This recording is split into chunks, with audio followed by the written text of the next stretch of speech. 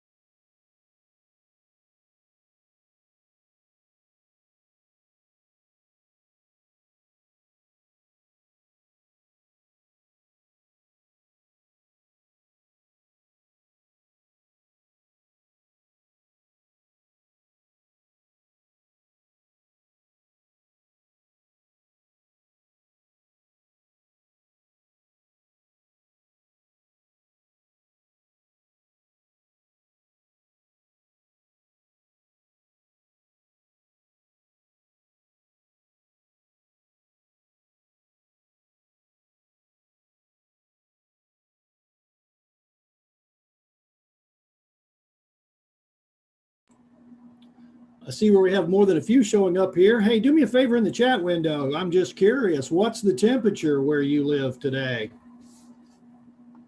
Go ahead and type that in the chat.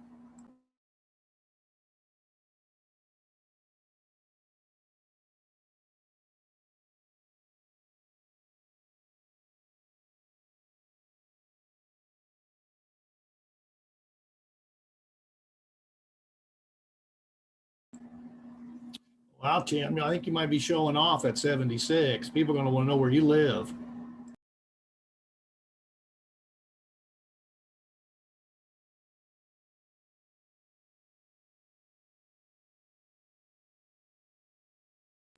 Scottsdale always makes me feel better about where I live, Jerry. I appreciate you posting that.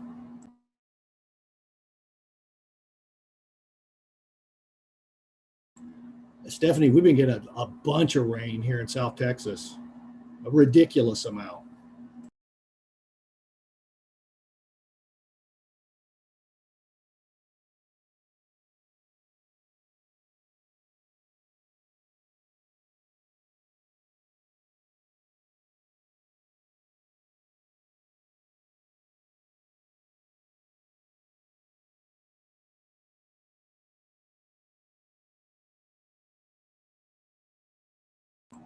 Well, so far it looks like the low was 76, and I think the high was 102. 102 in Scottsdale, Arizona.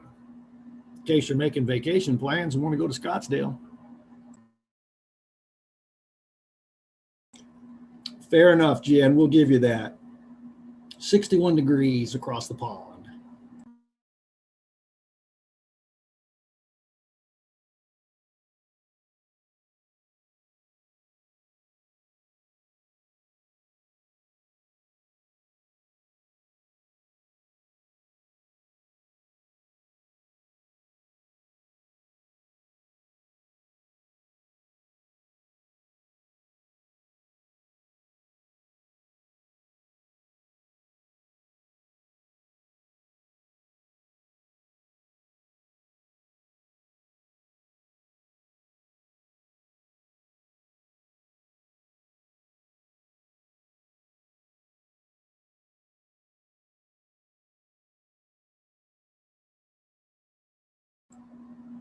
I am showing the top of the hour, but we are going to be courteous and have that polite pause and wait about 1 or 2 minutes, and then we're just going to go ahead and get started. How about that?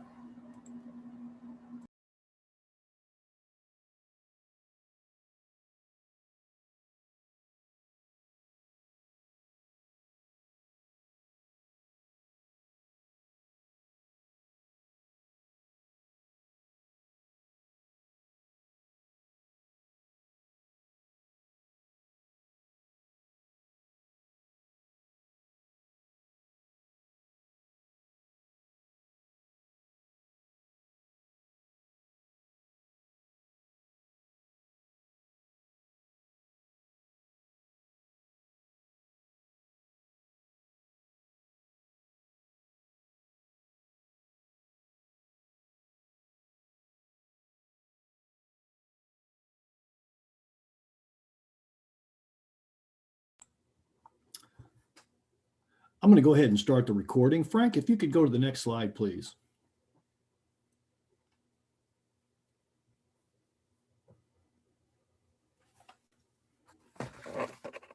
Welcome, everyone. We know that you have many choices when choosing your professional development, and there are many opportunities here at the University of Arizona's global campus.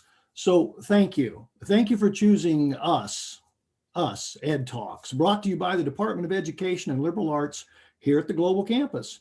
I'm Jackie Kiger, and I'm going to be your host today, and I appreciate very much you being here.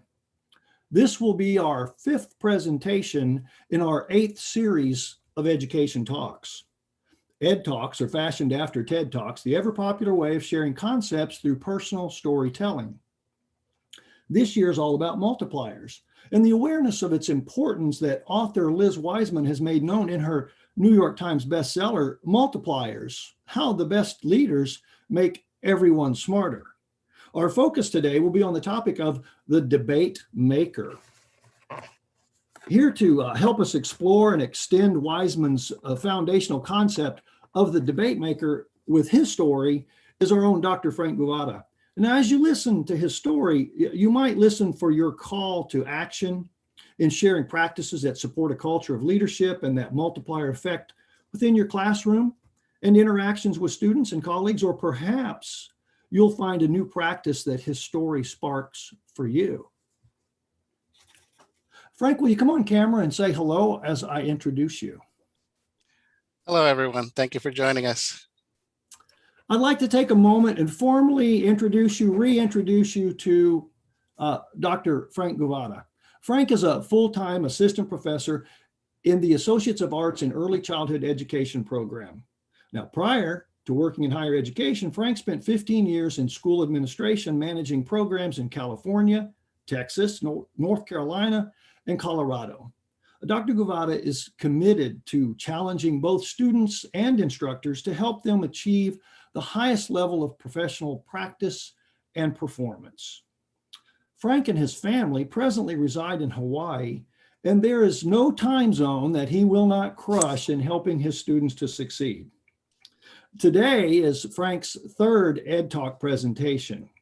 As you may recall, last year when he took us on an adventure of not only going into the mountains around the islands of Hawaii, but the culture and historical significance of planned farming and organized fishing and what it can produce, all around the idea of ohana, the idea of family. And the year before that, he warmed our hearts around the idea of a large, hefty wooden table and its impact on raising his family, his ohana. And while I'm not going to steal his thunder for his story today, I promise you this, it will be time well spent and you'll not be disappointed. Please join me in welcoming our very own storyteller, Dr. Frank Guvatta. Frank, thanks so much for being here. Next slide, pleasure. Please. I'm going to ask that we go ahead and remove our videos.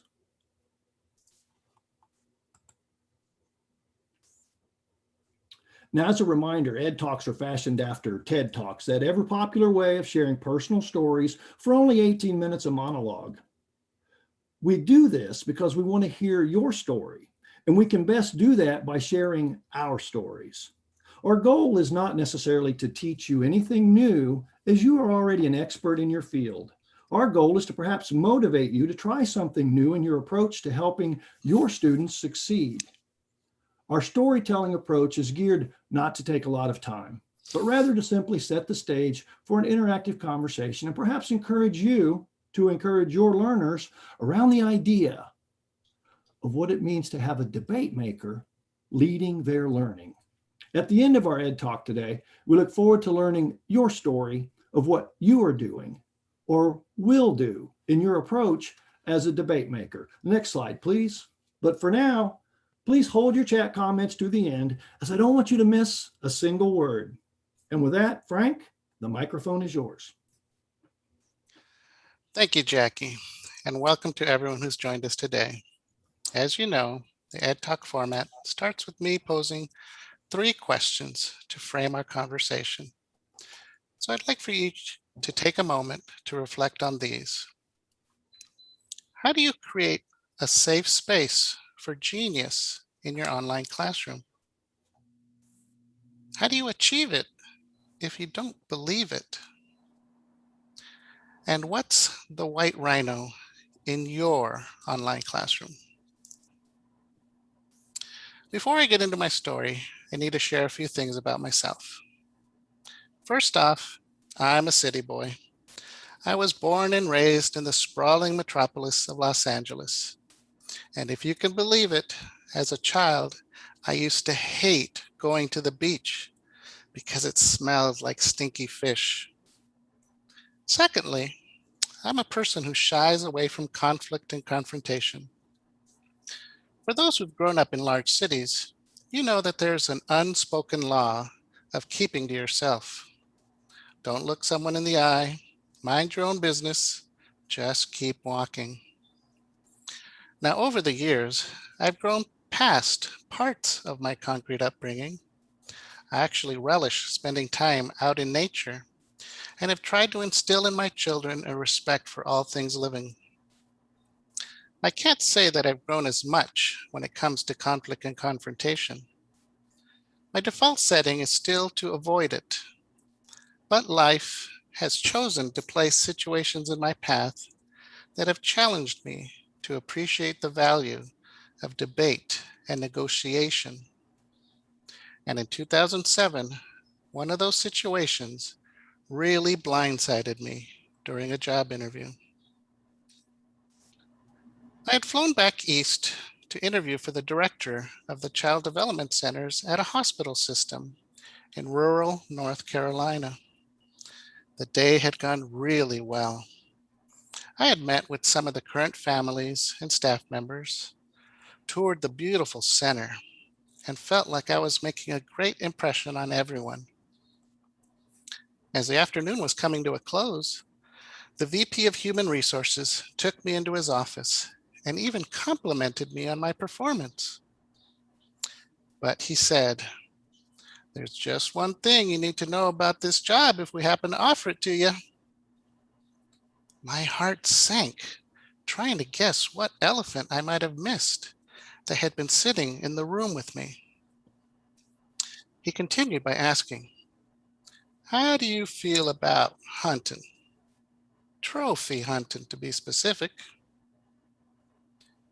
After a momentary pause in which my brain struggled to comprehend this bizarre question, I stumbled to communicate that although I'd never held a gun in my life, I recognized that many people enjoyed the sport. And then, quickly thinking about the demographics of rural North Carolina, guessed that there were probably lots of people who hunt deer for both trophies and sustenance. He smiled and chuckled and then said, "Well, that's not the type of trophies I'm talking about." By my expression, he could tell that I was utterly confused and let out a full-bellied guffaw. He explained that one of the most important donors to the hospital was a big game hunter who had an impressive collection of African trophies: wildebeest, giraffe, crocodile, warthog, zebra, and was proud of the achievement of bagging the big five, including a full-sized white rhino. As stunned as I was with all of this information, the story took an unexpected twist. As often happens with donors whose pockets are deep, the hospital CEO had spent a lot of time building a personal relationship with this individual. So it came as no surprise that he and his wife found themselves at the donor's home for drinks and dinner. The surprise was that while enjoying champagne, seated around an enormous glass coffee table, under which sat an 11-foot stuffed crocodile, the donor stipulated that as part of his multi-million-dollar donation to the new cardiac wing, the majority of his trophy collection should go to the Child Development Center. because he thought the kids would appreciate how beautiful they were. So the question I was being asked at the end of what I thought had been a successful interview day was, would I be able to take on this project of integrating over 20 African trophies into the hallowed halls of a child development center if I were offered the position? The problem facing me was literally an elephant in the room. Now, you've all been through interviews. It's a time for us not only to showcase our expertise and skills, but to also communicate that I'd be a great fit for your organization. Silently, we're saying, you can count on me to fulfill the company's mission. And up until that uncomfortable conversation, I had been very excited about this opportunity. The center was first rate, providing the highest quality ECE services in the county. The staff I'd met were passionate educators who had built strong relationships with the families. It would be a big promotion from my current position. Plus, my wife really wanted to get back to North Carolina and be closer to family. So many pluses, but one big unknown. And remember that as a city boy from LA, although I enjoy my bacon, I prefer not to give much thought to how it's made or where it comes from. Undoubtedly, each of you has a strong opinion about the topic of African trophy hunting. And at the time, I thought I did too. But when asked if I could lead the center while taking on this project, in my typical non-confrontational style, I squeaked out a timid yes. Throughout human history, our species has wrestled with enormous questions, people often taking opposing sides. Is the Earth the center of the universe? Do we have free will, or is everything predetermined? Is there life after death? To be or not to be? Pepsi, Coke, smooth or crunchy peanut butter? You know, real life-changing questions. In all seriousness, Wiseman argues that how we approach decision-making is what separates a diminisher from a multiplier. According to Wiseman, when the multiplier is faced with a tough decision, they take on the role of debate maker, which is characterized by three practices. First, they frame the issue by formulating the right questions, gathering the right team, and looking at the relevant data to inform the dialogue. Multipliers then spark the debate by creating a safe zone for the team to advance their best thinking, while also expecting those ideas to be founded upon valid data. Not just opinions, they require evidence. Third, multipliers drive a sound decision. Although good debate is intellectually satisfying, multipliers understand that the goal of rigorous debate is to arrive at the best decision for the organization. But I know you really want to hear more about my animal troubles, so let me continue with my story. My willingness to guide the center through the plains of Africa closed the deal, and 6 weeks later, we drove from Texas to our new home in North Carolina. After getting settled into my new role, the VP of Human Resources called me back into his office and said, "We're fixing to deliver those trophies. Just tell the guys from facilities where you want them, and they'll hang them up." I told you earlier that I tend to avoid conflict. So up until then, I had been like an ostrich with his head stuck in the sand, hoping that this conversation would just go away if I didn't think about it. But the time to dance had come. I requested an opportunity to gather feedback from key constituents and was given 2 months to come up with my proposal. I had already heard about the stuffed animal debates, which had taken place when this crazy notion was first floated prior to my hiring. On one side of the issue were a group of teachers eager to welcome the stuffed animals. One teacher couldn't wait to get the warthog for her classroom because she was a big fan of Pumbaa from The Lion King. On the other side of the table were a host of parents adamantly against this initiative, who'd gone so far as to obtain reports on all the chemicals used in the taxidermy process and the potential risk to the children.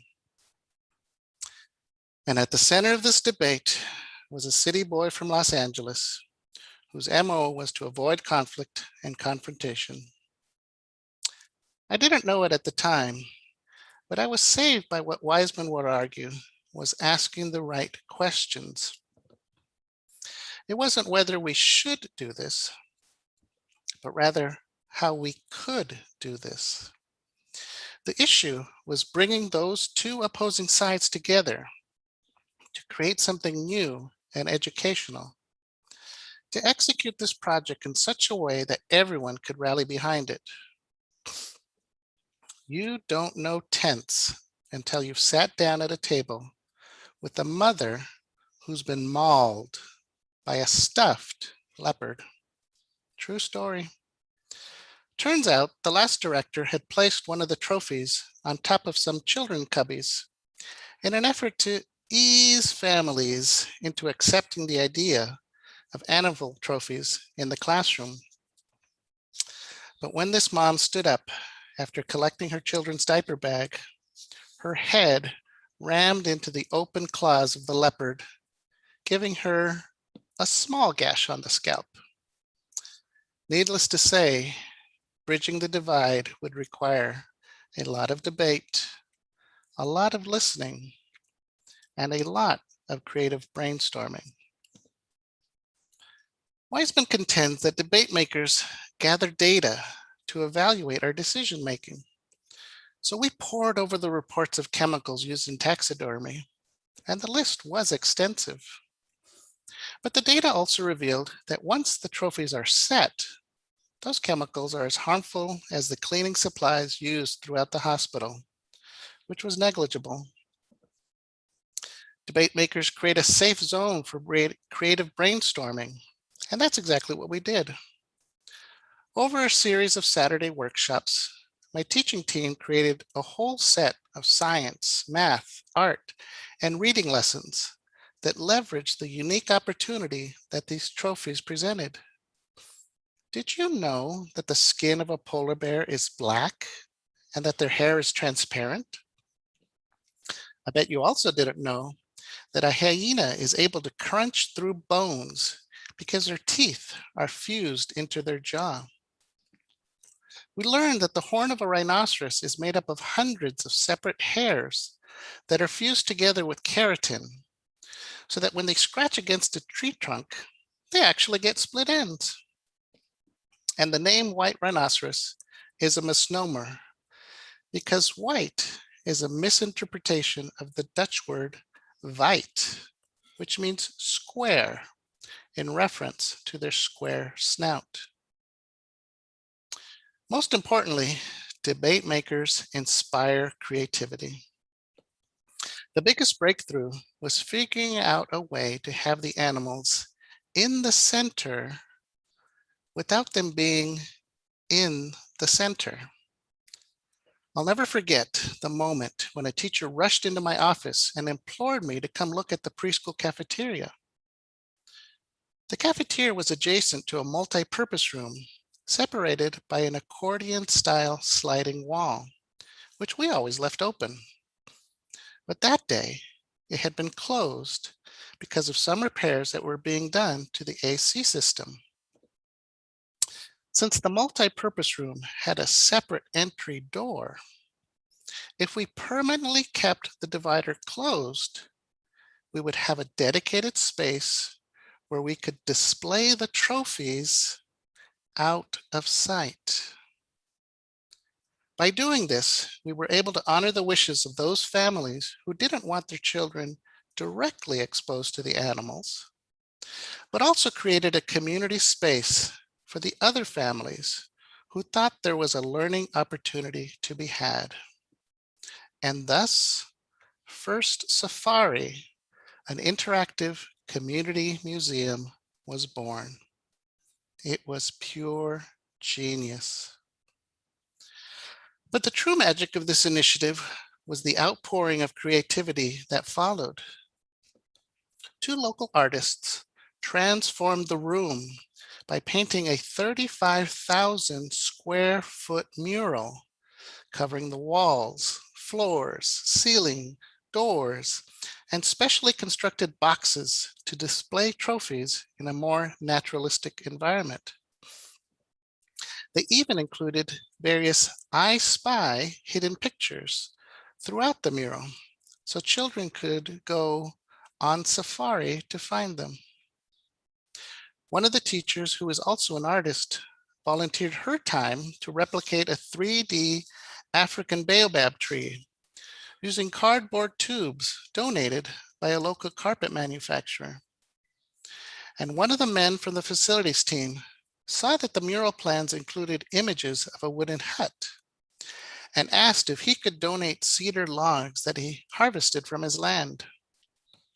That donation led to the creation of a full-sized reading hut where teachers could take their classes for circle time. But the most unique community partnership was when I received a call from a couple who'd heard about this children's museum and asked if they could contribute Charlie the polar bear. Turns out Charlie had been bequeathed to them decades ago and had been a source of pleasure for several generations of their family's children in California. But having moved to North Carolina, they hoped Charlie could contribute to fascinating young minds as an education-oriented experience. So Charlie found new purpose in his adopted family. What started out as a tense debate around the appropriateness of trophies at a children's center transformed into a community-building, interactive learning experience for all of us. Just by asking the right questions, creating a safe space for brainstorming, and allowing the genius of individuals to shine through. But what does this mean for your instruction? We're all experts in our respective fields. So the lesson from Wiseman is to be extra vigilant. We don't let that status deprive our students of the opportunity to share their genius through lively debate on the topics in our courses. I'm reminded of the student who skillfully argued for a homeopathic approach to managing communicable diseases in an early learning center, which forced me to reevaluate my 15 years of program management experience. In true Wiseman fashion, I teach a course in which one discussion board forum requires students to argue for and against vaccinations, a topic that has become all the more relevant in light of the pandemic. But this exercise pushes them outside of their comfort zones to examine the issues of personal choice, concepts of social risk and benefits, as well as the role of government to ensure public health. Let me tell you, it's a lively debate and is consistently rated as one of the most engaging discussions. As you think about your online classrooms, I encourage you to play devil's advocate in your responses to students, to have them consider a different perspective versus looking for whether their response was right or wrong. In your teaching, reflect on the manner in which you challenge students to gather and review the data to support their claims. In your online classrooms, think about the strategies you employ to create that safe space for creative brainstorming. Where and how can you be a debate maker?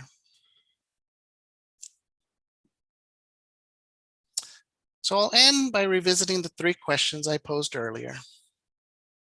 How do you create a safe space for genius in your online classroom? How do you achieve it if you don't believe it?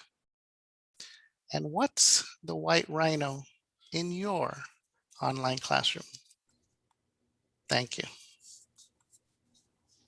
Thank you, Frank. Oh, gosh. Thank you for sharing your story about hunting trophies and your uncomfortable position of having to make a case for such a collection in an early childhood center as that being a good idea and that everyone should rally around. Admittedly, I did flinch a bit at the idea of hunting for sport and trophy, and this example speaks volumes to the various seamless, uncomfortable topics and subjects that we may encounter as educators, warthogs and all. For me, the lesson here resonates with what Stephen Covey tells us about seeking first to understand in his work on the 7 Habits of Highly Effective People. We don't always have to agree, but we're more likely to come to agreement when we fully understand. We also do that through separating the diminisher from the multiplier by being a positive debate maker, forming the right questions that lead to that understanding. And consider that data, as you mentioned, not just opinion or emotion that lead, again, to understanding and driving sound decisions as a result of that new understanding. When I think about my online classroom, my teaching, how high up is understanding? I say that because as educators, we prepare. We prepare lessons so that we are listened to, so we are understood because we're teaching. Or am I confusing, this is my own personal, am I confusing that with preaching rather than teaching to my students? Am I asking the right questions? Am I a debate maker? Am I persuasive? Am I a persuasive debate maker? You've given me much to consider. Debate makers inspire that creativity, and creativity is cultivating ground for pure genius, as you've shared with us today. No one imagined at the end of that idea would spawn a 35,000 square foot painting, a mural. That was on no one's mind. At the onset of the animal trophy predicament, I think we can all agree that that was pure genius, and the 3-dimensional reading room and tree all speak about a creative setting. And Charlie the polar bear was adopted into a whole new educational purpose. My lesson here for me is not to let my instructional status of telling and teaching deprive my students of their genius. And thank you for reminding us of that. Their ideas, their white rhino might be the next new thing in education. So audience members, we invite you to consider and share. And also, we'd love to hear from you. To share with us using your audio, just simply raise your hand using the hand icon on the bottom of the screen, and we will give you the opportunity to unmute your microphone and share your story or your reflection. We invite you to join the conversation to inspire others with your story.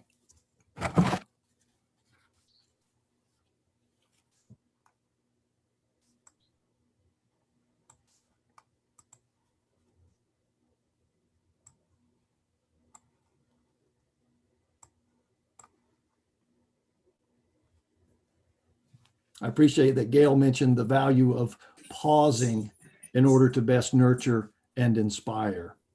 I see Laura. Laura, are you trying to come on video there? If you are, so go ahead. Can you hear me? I can hear you. Oh, good. I wanted to thank Frank for the presentation. And my takeaway is that shift from challenging students to be either right or wrong to taking that other step of engaging them in a debate, of seeing things from a different viewpoint, or like he said, just going beyond that point of did I get my 4 points? Let's move on. Absolutely. That's such an important insight. I was grading discussion forums yesterday, and it's easy to get into the mindset of checking things off. Did they address prompt number 1? Did they address prompt number 2, prompt number 3? And that certainly has value. That it's important to understand the range of concepts or to apply the information as being requested in the directions that we provide. But part of education is the stirring of one's passion and intellect, and engaging in that thoughtful, critical analysis. So I'm glad that that is a takeaway for you. Absolutely appreciate that. Hey, Joseph, are you trying to come online there? Yes, can you hear? Absolutely. Okay, Joe Johnson in Georgia. And Frank, I'm really interested in your example because again, I think like probably most people here, the initial reaction was, this can't work. And how do you convey that? But it seems to have been turned into something positive. I recognize that, but I would like to ask, it's probably hard to, in the end, satisfy 100% of the people all of the way. So I'm wondering if there was some residual resistance and whether that needed to be dealt with or how that came out in the end. Thank you. Another incredibly insightful question, because I've certainly learned you can't please 100% of the people 100% of the time. And as Jackie and I were preparing for this conversation, part of our discussion went back to thinking about organizational missions and directives. Even in our work, there are sometimes decisions that we may not understand or fully support, but as we're committed to an organization or a team or whatever the entity might be, if we have decided to follow their footsteps, then it's a decision and an exploration of how can we move forward in a way that we remain honest to ourselves and our integrity is intact. As I mentioned, it took a lot of conversation, a lot of listening. And there were certainly some people who were still not pleased with the decision that we made and the outcome that we had. But we tried to do the best we could given the parameters within which we could work. And sometimes that's part of compromise, and that's part of the lesson. Absolutely. I think I would kind of be right there with Robert, who said, I have to say I'd pass on the job. And he applauds your willingness to work through the requirements, because that, talk about something that's out of your wheelhouse, and then certainly a daunting task. And then, to Joe's point about, you can't, no matter how hard you try, you're not going to make everyone happy. And at some point, the individual makes up their mind about how happy they're going to be, and they own that. We don't own that.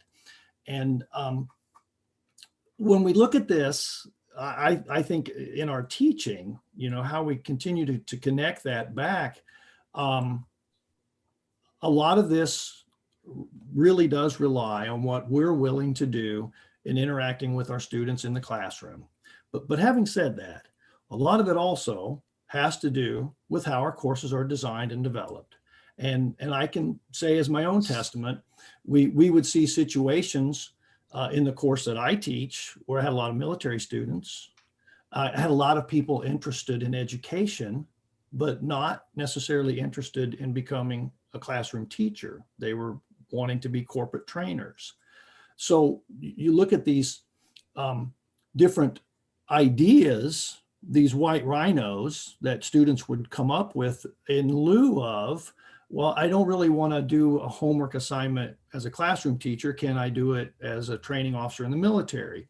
And so at some point we took those ideas and formally created options within the curriculum. So when they get to the final project, they can choose. And I think that is an example of a white rhino coming, within our view. And it's like, well, what do we do with this? And in the curriculum side of things, I feel very confident that was turned into something very valuable and very meaningful, because it's your option. You don't have to qualify. You could be somebody wanting to be a classroom teacher, but you can do the corporate training option should you choose. So I think there's much value in watching what was being brought to us.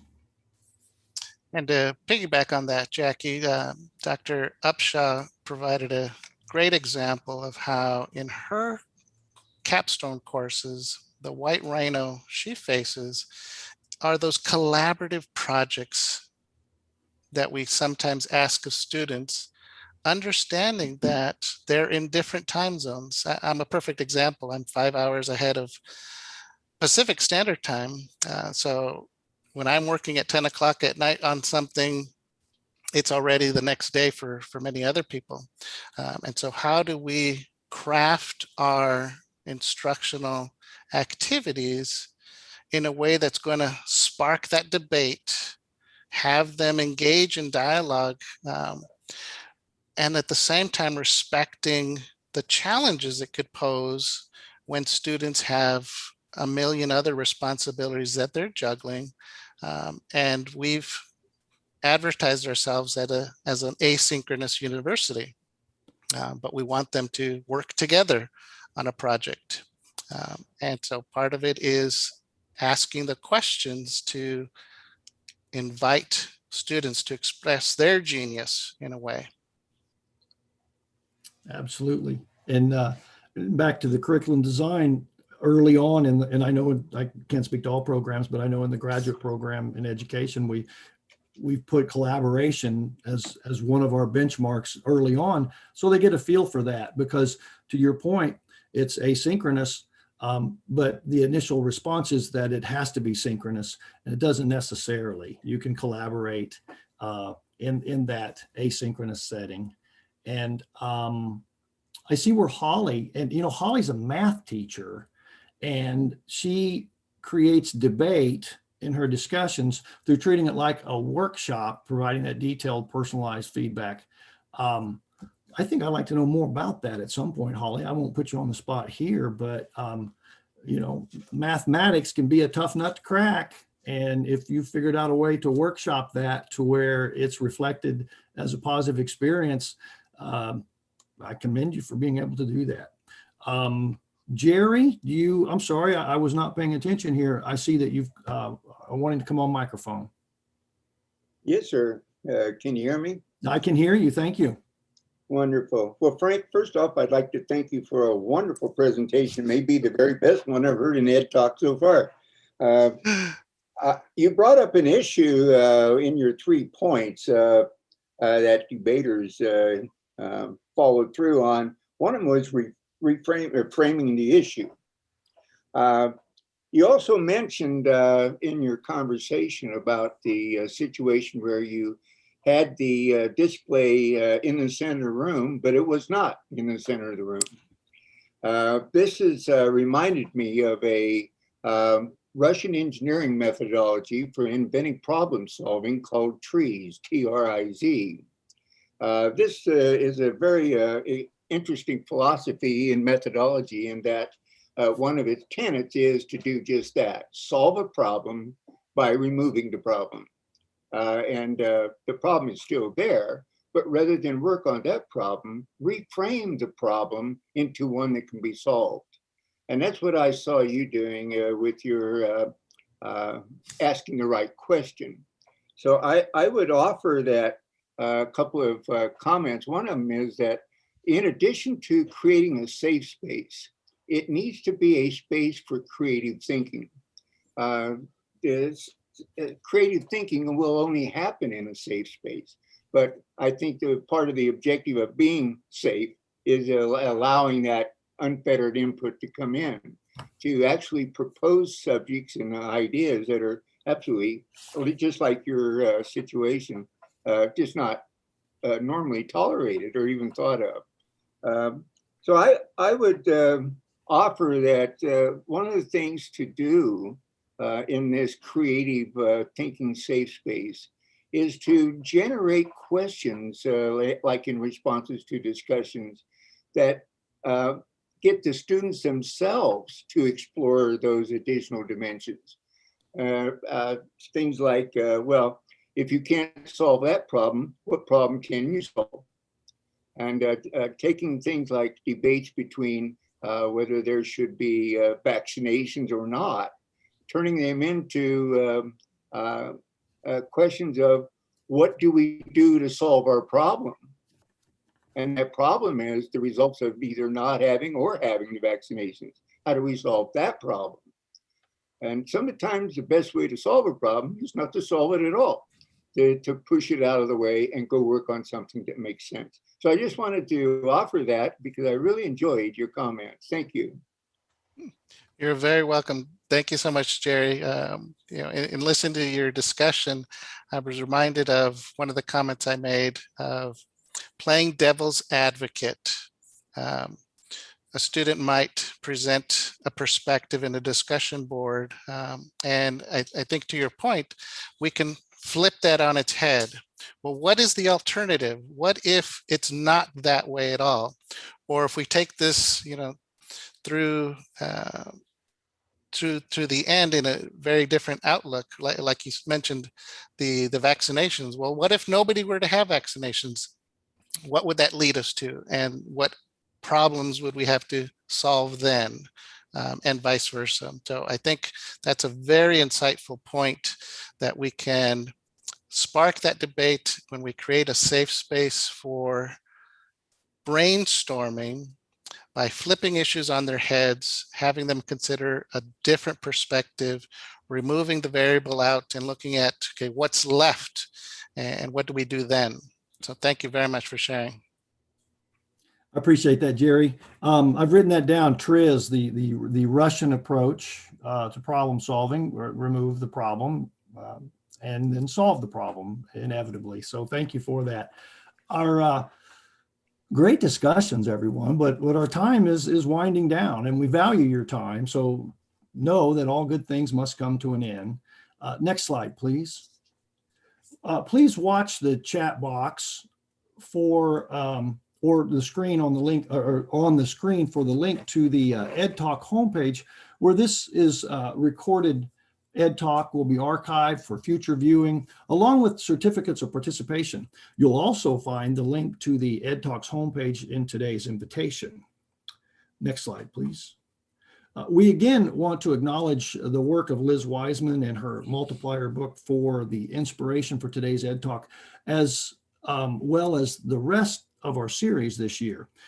Speaking of which, please mark your calendars and be watching for the August invite for our next Ed Talk session, where on August the 19th, Dr. Jesse Upshaw will be your host and Dr. Kelly Olson Stewart will be sharing on the topic of the investor as we continue the conversation of multipliers. We thank you for joining us today. A huge thank you again to Dr. Frank Guvatta for sharing with us and to inspire our next steps in supporting our students and one another. On behalf of the Dean of the College of Arts and Sciences, Dr. Tony Farrell, and your friends here at the Department of Education and Liberal Arts at the University of Arizona Global Campus, we thank you for being here, and we'll see y'all next month.